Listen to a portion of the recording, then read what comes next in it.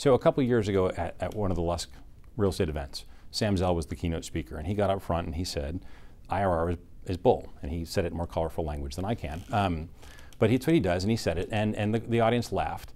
And I think it was highly instructive. And the question is, it clearly was the case that Sam cares about overall returns, but IRR, which is the internal rate of return, is this tool that's been abused the entire time during the bubble. So that what happened during the bubble was people who could master the pro forma could put any number in they want and get any value out they want.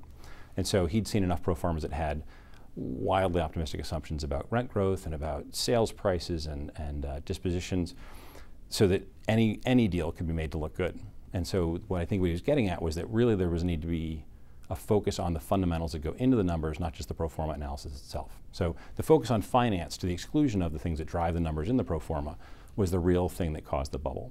So where real estate finance had become more sophisticated, the understanding of the things that drove the numbers in the analysis hasn't come as far. And so where the MBA program has focused on these financial tools, the MRED program, the Masters of Real Estate Development program at USC, as well as other real estate programs, have generally focused on the fundamentals, the urban context, the supply and demand drivers that drive the demand for the real estate, the design that leads to the pricing of the real estate, and the efficiency of the real estate, as well as sort of the urban context. And in some places it's very hard to build, in some places it's very easy to build.